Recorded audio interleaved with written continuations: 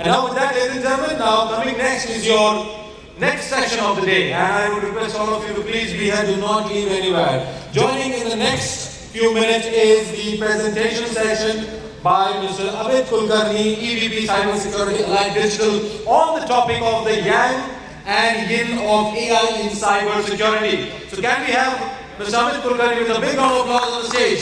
Mr. Amit Kulkarni, ladies and gentlemen, EVP Cybersecurity Allied Digital, presenting on the topic the yin and yang of AI in cybersecurity. Amit, all over to you. Thank you so much. Can you guys hear me properly? So it's an honor to be presenting in front of industry leaders like you. But guys, I need some participation. And in the next 20 minutes, we are going to touch upon a topic which is yin and yang of cybersecurity. But we need some level of participation. Okay, so the way I have structured this is, and to get more of a participation from the people present, I am going to ask certain questions during my presentations, and whoever could answer those questions, I have got certain gifts to distribute to them. So please pay attention and be active and be responsive. So we keep getting these glitches, and that's exactly what is happening with AI in cybersecurity. Right? So let's start. Today's topic is yin and yang of AI in cybersecurity. Just to create the excitement, let me start with a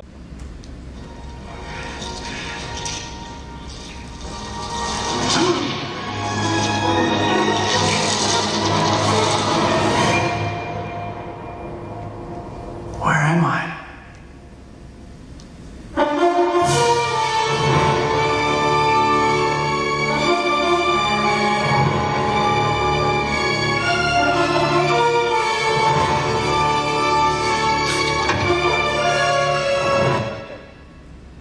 Exciting, isn't it? So we have been, I'm a big movie buff and we've been watching all these movies. In our lifetime, we could have never imagined that Spider-Man can have a negative shade. But that is how today's world is emerging, where a superhero like Spider-Man is also shown in a negative way. And that is precisely what I'm going to explain to you in this presentation, where AI in cybersecurity has both aspects of yin and yang. Now, what is yin and yang? It's a Chinese philosophy in which the Chinese philosophers believe that both things coexist at any given point of time. So you have dark and white, you have good and bad, and both of these forces are present cohesively with each other. And that is precisely what is happening with AI in cybersecurity. Though we have heard many things about how AI can be used in a better way, but we also have to understand that currently AI is being used by the bad guys as well. Right? So these are some of the statistics. Obviously, the first one, is the yin side of AI in cybersecurity, which talks about 93% of cybersecurity professionals expect AI-enabled threats to impact. So there's a huge impact of bad AI on cybersecurity, and many people believe that it's going to hamper the world. But at the same time, professionals like you and I, have very strong belief that AI is going to help us in a good way, and that is precisely what we are going to analyze, going further. Let's understand what are the bad aspects. What is the yin of cybersecurity? Right? Obviously, all of us know phishing attacks, a very, very commonly known bad actor of AI in cybersecurity. So phishing attacks have rose by 60%. There's 52% of the organizations face AI-related data breaches. Multiple things, which are demonstrating that AI is being used in a dark side in cybersecurity. Here comes my first question. Has anyone, does anyone here know who has said this? Let me read it out for you. It says, "Ember is the dark symphony of code where rules cease to exist. And the only limit is your imagination. Together, we navigate the shadow of cyberspace." ready to conquer new frontiers.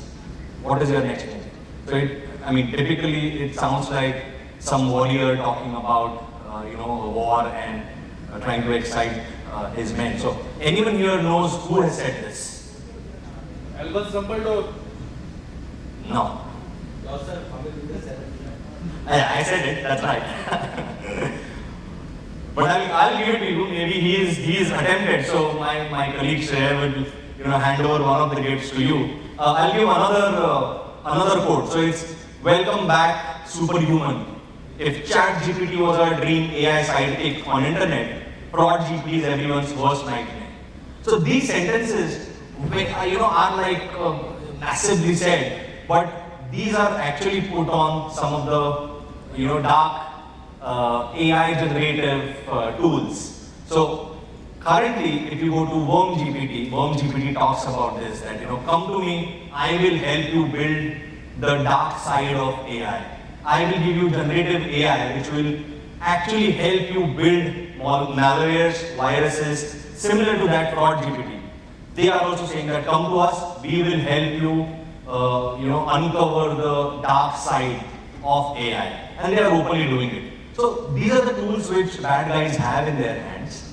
Let's understand some of the dark aspects or yins of cybersecurity. AI deepfake. So I'm sure everyone here must be aware of what is a deepfake. It's actually a way an image or a video or a voice is altered using deep AI technologies so that people cannot understand what is happening, right? People can't understand what is the right version or what is the fake version. That is what we call it as deepfake. Let's see this.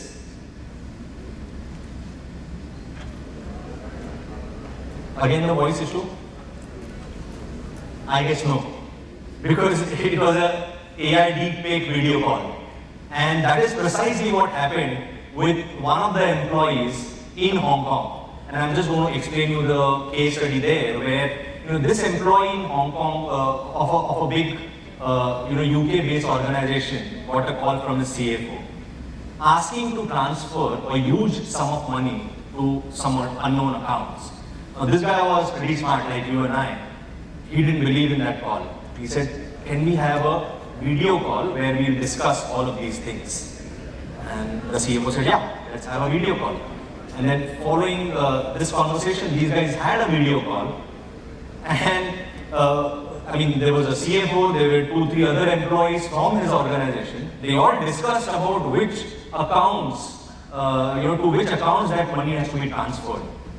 Everything was sorted, and this poor guy actually transferred around 20 million pounds in those accounts to realize eventually that it was all fake.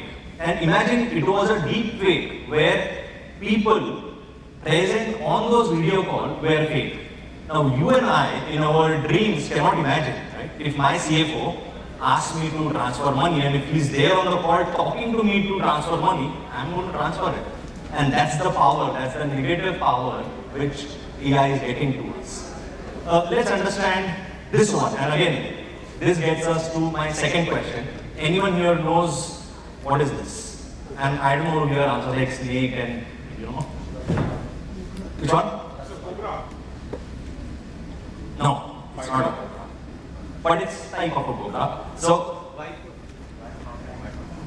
someone said black mamba.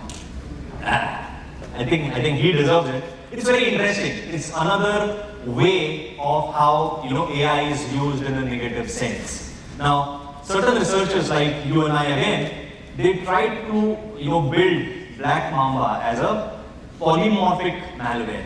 Now, what is polymorphic malware? Is a malware which keeps changing in itself. Now, what they did was, the way it was built was there was a payload dropped onto a machine by obviously, avoiding EDRs and email security solutions. But then once it was, once the Black Mamba keylogger was installed on the machine, it could actually talk to tools like 𝐂𝐲𝐻 and ChatGPTs of the world, where it could change the malware on a runtime basis, depending on what context the user is using his machine. So that was the way the polymorphic malware test was created. And it is actually very, very threatening because it's like the COVID virus, right? It kept changing every 6 months. And these malwares can change every seconds. So you can't protect all of these security solutions. It becomes very difficult for them to protect. That was the second example. This is very interesting again. It looks a very steep, big line. 2019 showing to be 0, 2020 showing to be huge. So what is this? It is the way ChatGPT used their data. So in 2019, their data set was around 1.5 billion. But just in 1 year, the data set grew to 175 billion, which is like 175 times growth. And it is humongous. It is terabytes, petabytes, whatever is the additional, measurement criteria. And so what AI is doing is it is gathering more and more data set, right? And that is actually growing our data privacy concerns. Where is the data residing? Now, when ChatGPT is using a lot of your personal data, where is it residing? Who can access it? Because it's your personal data, right? And no one has, when we are using ChatGPT, we are not asking them, where are you saving my personal data, right? Where are you accessing my Facebook data or whatever they are accessing? We don't know. So, what happens to that data when it is no longer needed? So that's, again, another question from a privacy perspective which is there. And the next set of questions are about the AI firms like Microsoft Copilot or some of the other firms. They raise these questions in our mind, like what are they doing with our proprietary organizational data? Now, imagine someone was talking about how AI is used, in an organization, in an HR's module. Now, imagine I have deployed these AI technologies in my environment, where my finance team is there, my HR team is there, and a junior person joins in my team yesterday, a fresher, and he is trying to use these tools, and he gets access to all the financial data, right? So AI, the data set definition is very important, and that is where implementation of these AI tools become extremely important for us, and the data privacy issues also become extremely important to us. In fact, that is where all of these big countries and their regulatory boards have started taking steps. In fact, incidentally, European Union has come up with the AI Act. They call it as Artificial Intelligence Act, AI Act, which is going to be live from today as we speak. So 1st of August, they were going to get it rolled out, and it's going to change. It's going to get altered between next 6 months to 36 months. So yeah, people have started working towards it. In fact, I was reading some article. Microsoft also has proposed something to the US government to change. So these are some of the regulations which have to come, to measure the data regulation concerns. Again, here comes my third question. Okay, what we see in front of us is a cute panda. That's what we see, right? Panda. What I have done from a bad AI or yin perspective is I have added a controlled noise to this panda. Any guesses what will I get? And that guess is going to get a gift, obviously. Tiger. Who said tiger? No. So when I add, but I still give it to him because he tried. Trying also will help us.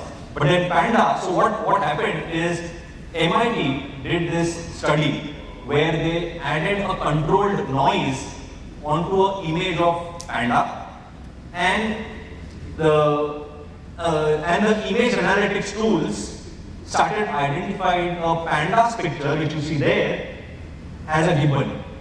Gibbon is a type of monkey, if you guys don't know. So with our naked eye, we can see that it's a panda, but because the way these image analytics work is based on pixels, and based on these pixel models, the image analytics could be bluffed, and they started recognizing this as a gibbon. So this is interesting. And this is what we call as a adversarial AI attack, where the data set is changed. Because all these AI algorithms are based on the data which it uses. Right, the algorithm runs on those data sets. Adversarial attacks typically have these 4 stages where they understand the data, understand the target system, like which system they want to attack. Is it a manufacturing system or a healthcare system? Then they create those adversarial inputs into it. Imagine an adversarial input in a healthcare system which is currently using AI in a huge way. So the output of that AI, once they exploit, is going to be massively destructive. And that is where we need to be absolutely sure how we are managing these adversarial attacks. Excuse me. Yeah. My question is, you said by introducing noise, it's detecting a panda As a gibbon, yeah. Is it due to the two-dimensional effect that, for example, you have a picture of a bus and a wooden plank resembling the same, with the same architecture? Will it get... So why it is done is because the image recognition systems currently work in specific way, right? I'll give you an example. It's like I'm an anti-iPhone, I'm an anti-Apple, for example, but if you have an Apple phone and an Android phone, but with Apple, the face recognition actually identifies a closed eyelids as well. So the advanced algorithms are used to recognize the image, right? Now the way the image identification algorithms are built, those can be bluffed by adding additional pixels. Because what is an image, right? It's a set of pixels, it's a data of pixels at the end. And you add certain controlled pixels, it can actually change the interpretation. That's the way the test was done. And we can talk and read more about it. It's done by MIT, so a renowned university. Thanks. So adversarial attack. I'm going to rush because the clock says it's 3 minutes. So I need some more time because we wasted time. So adversarial attack. Then the last one is generative AI phishing attack. So phishing, when you talk about AI attacks, phishing is the most commonly talked about attack. And everyone here knows, right?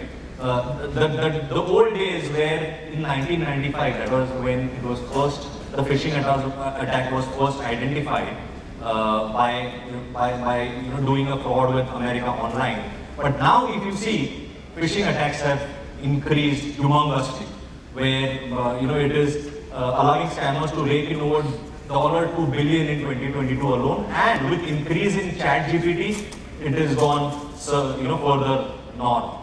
Now, what exactly? These are again some of the statistics where the first statistics itself is an eye-opener, where 393% increment in phishing attacks. In fact, this reminds me of a very, very recent incident, and I'm sure all of us have worked really hard during that incident of CrowdStrike and Microsoft Sentinel, the blue death screen which we talked about. Now that happened, that was an unfortunate incident. But all the bad guys started building phishing attacks on top of it. Many of our customers started getting these phishing attacks where all the people within the organization were asked to provide their passwords, usernames and passwords, right? And we actually created an advisory and sent it to all of our customers that, guys, this is a phishing attack, so please don't fall for it. So that's the way these phishing attacks are working. And there is a methodology, right? Again, all of these guys are working with a very standard way where they do the data analytics, they understand, again, going back to my Microsoft, CrowdStrike and Microsoft example, they will understand what is the data, right? Which attack they want to launch. They will create a more personalized version.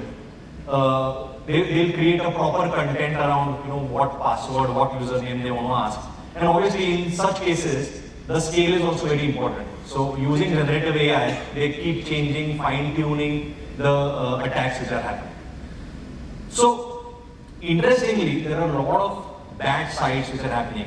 This slide, I'm just transitioning towards the positive side. And incidentally, I remember one of my partners/customers called me last week and he said, Amit, are you guys doing anything with respect to AI in cybersecurity, right? Can you tell me how are you using AI in security? I said, boss, that's a very difficult question because you see all of these, and again, I mean, these are very small icons, but currently there are thousands of security solution providers. They might be in data protection, they might be in identity security, SOC, SIM, SOAR, network. Anyone and everyone in cybersecurity protection is currently talking about AI. So no one says that I'm just doing security. Everyone, and in fact I met some of my friends outside, they have also last week said that now we have started using AI in cybersecurity, in solutions, right? So that's the way AI is used, that's the way you and I want to use AI in a positive way. And that is where I come to the next section, which is Yang's aspect, which is positive aspect of AI in cybersecurity. Again, some of the statistics, automated AI responses cut incident response by 60%, reduces false positive by 45%. So yes, I mean, we are using AI to a great extent to provide greater cybersecurity. What are the importance of AI in cybersecurity? Enhanced threat detection. We all know that all of these EDRs are going to use artificial intelligence to protect any attack which is going to happen on the endpoint. In earlier days, they used to work, all of these security solution providers used to work more on a signature-based system. But currently they are working on heuristic models or AI algorithmic models where they are learning the large data sets. So from a threat perspective, there are threat intelligence feeds, there are threat tip solutions which are there. They are actually going to analyze humongous data and they are going to provide actionable threats for your organization. And I think one of the sponsors here are doing that from a threat detection perspective. Obviously, when you go and talk to them, they talk a lot about AI. So AI is there. Then there is improved response time. We all know. I mean, as a I have built security operation teams. I have lived their life. I know how difficult it is, to respond to a security incident very quickly. So this is improved. Proactive defense is improved. Handling complexity, reducing workload. Again, going back to my SOC team, handling incidents in a short time is very difficult. And we have SLAs, we have penalties. So we need to make sure that the most optimal time is spent on, I typically say, finding the needle in the haystack. So reducing the workload of our security team is very important. The scalability has increased because now we are actually finding issues in a big scale data set. So that has improved. And then obviously adaptive learning. So we have a lot of these learning solutions which are there. So overall, AI is helping cybersecurity, right? These are some of the, again, aspects.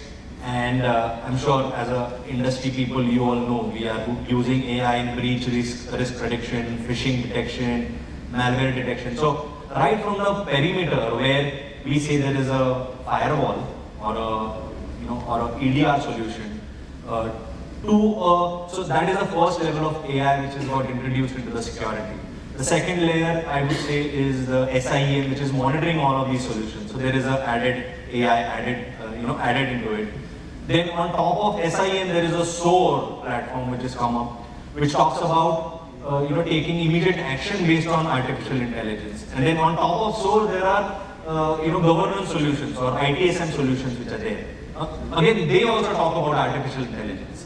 So the ITSM solution will be the last or the governing solution which runs on top of all of these segments. So there are a huge number of security solutions which are added and which are using AI to the betterment. And that is where we talked about both aspects, right? The bad aspect and the good aspect. And we need to actually balance the AI in a proper way, where we use ethical and explainable AI development, because that balance is very important when we are using AI in a cybersecurity area. So explainable AI is AI in which the algorithms are distributed and made public to people so that they understand how is going to be the output. So that is very important. Then regular audits. We talked about data manipulations. So doing regular audits will actually help, monitor this. And then training. So training again is very important. A quick real-life example which we were working with our team here. So there was a phishing attack, and the customer was trying to work on how exactly we can, help them solve those phishing attacks. They were getting huge number of phishing emails. What we created is again an artificial intelligence-based system where we actually provided them multiple solutions. We provided them email threat intelligence, email protection, sandboxing, EDRs, and we created a workflow of how exactly we can automate and speed up their phishing attack identification.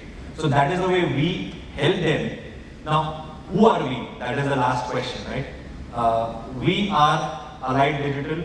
I work with Allied Digital as an Executive Vice President. I'm leading the cybersecurity solutions, cybersecurity services globally. We have our team here sitting. Allied Digital has a 40 years of legacy in IT innovation. We're there in IT for a long time, but now we have a strategy of AI first. We are working with cloud services. We're doing migration of clouds. We obviously have cybersecurity where I am working. We are into digital engineering, where we do safe city and smart city. Then we have infrastructure management, where we are doing remote infrastructure, server storage management. We have software services. We have built a lot of good AI technology solutions, and then workplace services. Very quickly, and so what is AIM 360-degree cybersecurity? So we have launched this concept of AIM 360-degree cybersecurity, which actually is an acronym for Assess, Implement, and Manage, where we are doing assessment. This is our solution for cybersecurity, where I'm leading the cybersecurity, where assessment is doing the architecture assessment, implementation is providing solutions, and implementing those solutions to protect our customers' environment. And M is managed services. We have a security operations center where globally we are working with multiple customers. That gets me to the last slide of thank you, but the last question, where I'm going to see whether you paid attention. Does anyone know what AIM stands for in AIM 360? Anyone? That's right. Thank you so much, guys, and Shreya, please help me distribute. Thank you so much. Thank you. Amit, I would request you to kindly be on stage. And ladies and gentlemen, big round of applause for Amit Kulkarni for a wonderful session on the yin and the yang of AI and cybersecurity. Now, I would like to call on stage Mr. Tanin Chakraborty from Bioman Biologics to kindly do the honor of felicitating our speaker here. Tanin, thank you so much for doing the honors.